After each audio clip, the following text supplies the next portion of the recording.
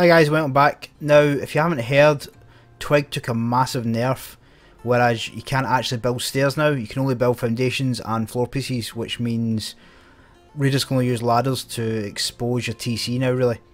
So TCs are worthwhile when you can be stacked again, so it makes sense to start doing it if you haven't.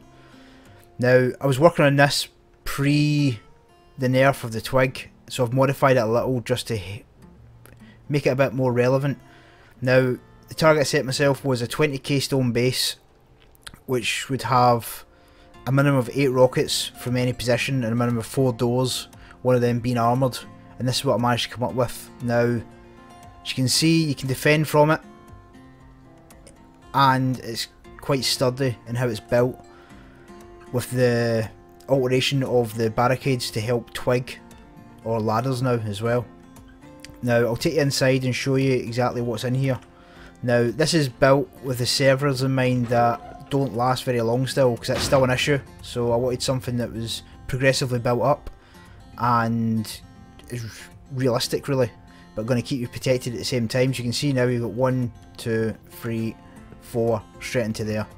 Now, with the workbenches coming in shortly, that's going to slow down door raiding a lot, because satchels are going to become a thing, but I don't know how doors are going to work, because that might be a higher research tier now as well.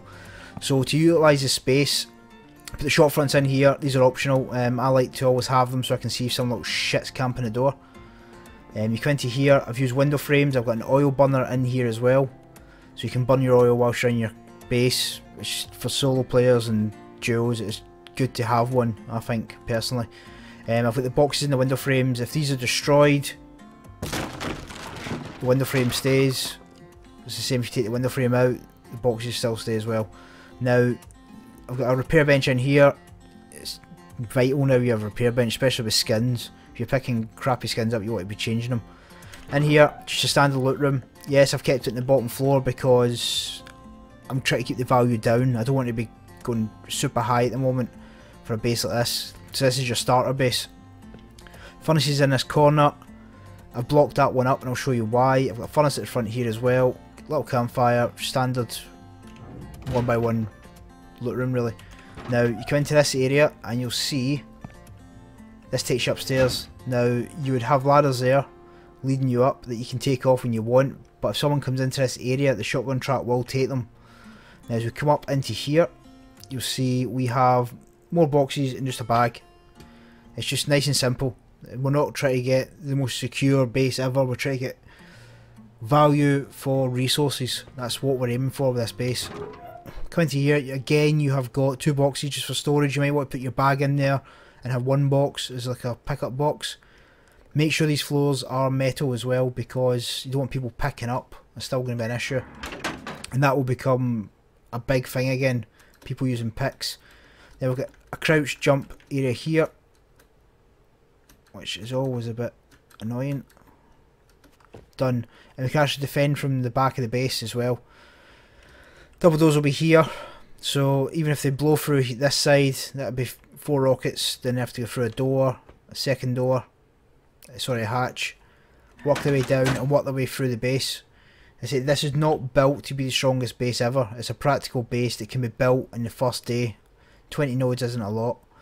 I went for 2 high stone walls at the rear because it's more efficient, and people can't ladder up either. They're going to get caught, and the actual barbed wire's been buffed a little bit as well, so it's an absolute pain in the arse. Now, these are ugly as hell, but they're going to become essential and a big part of bases now, because this stops people double jumping up, stops people putting ladders up. Obviously in this one, they're not really relevant, they're just there to stop people getting up on this section and working their way through. That's all they're there for. So I'm going to do this a bit different and show you the stages of how I've built it up, so you can see starter base to the next stage, rather than do a complete build all the way through, because it gets boring for me, and I hate watching stuff like that as well because it gets boring. So we'll show it in sections. Now guys, this is the basic shape of your starter base. Completely bog standard, there's nothing strange, nothing new. Using a double door when you can get to it. For your casimo, like 1 door airlock, just bear in mind that people can jump on your head and squeeze through this little gap sometimes. Now these walls are wooden simply so you can cut them out later and put the windows in place so you can utilise that area. Up to you if you want to keep going with it. You might not want the windows, it might not have been interest to you. It's just there as a build up session so you can get to it. Remember, flamethrowers will become a tiered object, as in using the workbench, so they won't have it instantly, but it won't take them long, so just bear that in mind. Now the doorways here become a bit of a maze, so you might want to do these wood as well until you're ready, well, especially this one. Now if we move across, you can see this is how we build it up. These just honeycomb sections along the side. It's a really simple base to do. Now for the oil burner, it's really easy. There's nothing hard about it at all.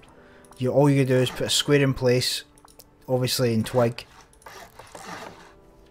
Take that away, and you put your oil burner in that section there. Then just build your walls around it. It's not complicated in the slightest. It's really straightforward, to be honest. Now, as you're building up, you'll see once you've got all your honeycomb in place and you've got these walls in as well, you can start putting your roof pieces in. Now, I'll block all this up now. I mean, this is really straightforward. I'm not going to show you paint by numbers. This is how you put a wall in. It's pretty pointless. With this section, this piece here, leave it as wood for the time being. This is going to be a section that takes you above. It's just because I'm using B grade and stone. For some reason, it's glitchy when you try to do it in wood in a minute. Shot fronts will be in this section here. If you choose to do them, that is. You might not like the shot fronts. A lot of people don't. I think they're aids. Personally, I used to think that myself. I thought they were pretty crap. Now, you can see we've just got a simple 2x1 in the centre. We're not going overly mad with it. Put your floors in place here. Just seal it up. So that is the shape that you're going to end up with. If we go back over here, you'll see from above, that's all it is. It's nothing new. It's not like a great new design.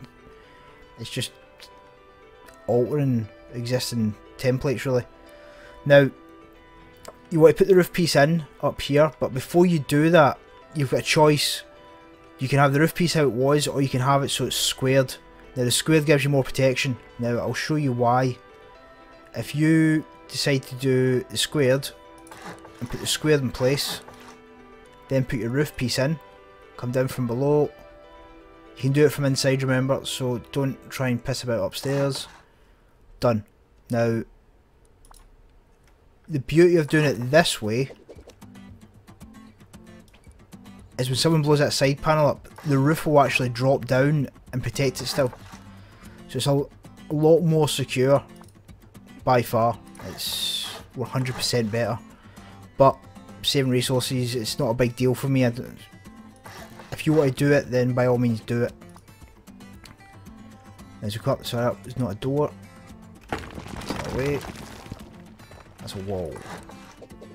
There you go. See, we're practically there. Now, the triangles around these sections are here because we do not want people just to bust that and get through straight away. That's the reason why I don't put doors in a lot of the triangles, because as soon as they take the walls away, they're left with just a door to get through. And you can see this is the shape it's taken. Extremely easy. Now I'm going to quickly show you what I mean about this. So now that roof piece was put in after the walls were put in, it drops down and secures it, so then have to go through that again. The roof might take some damage when the rocket goes off, but it won't take full damage, so it's slowing them down a bit more. Now I'm just going to take that away just for the time being. I'm going to put the roof piece back in. Just get it from inside. Done. Now, you see that goes back in how it was. I said you could put your bag in there or some boxes. It's up to you how you do it. You can, with it being so small, you need to utilise the space as best you can. It's as simple as that. Otherwise, you can have no space at all. Now, this is your viewing area up here. So I'm just going to stick these in place. Plot that down. Again, I elected not to put everything to the sides there. I just kept it nice and simple. See, done. It's an extremely easy base to build. Then at the back, all we're doing is putting some high walls, which again are really easy to do. Because of the shape of this, we can actually get them butted right up against each other, and they should connect both sides.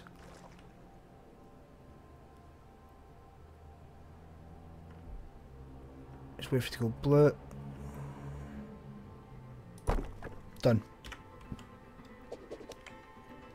And that is the rear, up to 8 rockets. So guys, that is the basic principle of the base. Now, so for the metal barricade, you're going to want to do this in Twig. Make sure it's Twig. Alright, just put these in place along here. Then you're going to put your metal barricade in, just have it overlapping a little bit, not too much. And same here as well, you might have to,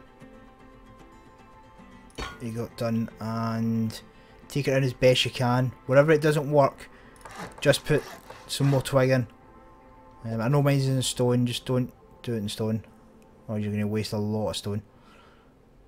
Put them in place. Again, when you put twig here, just to push it out.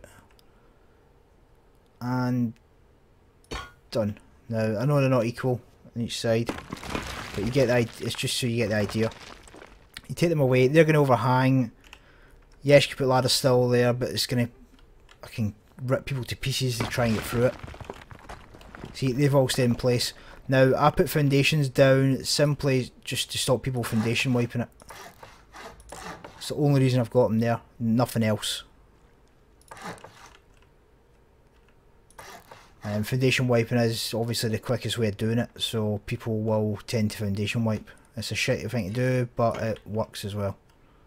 Then you get short fronts in there, and obviously a door in this bit. Now you can put a double door there, a single door, it's up to you really. So progressively build it. It's really simple to build. I mean, I've put that piece in there for the cost, and I'll show you the cost now.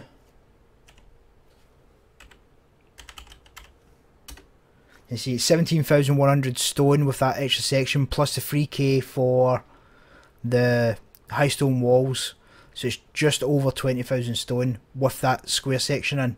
Now, as I said, this isn't built for massive long wipes. It's built for someone that's on for the day, wants a quick 8 rocket raid base, a good few doors. It's going to secure them for that short wipe that they're on.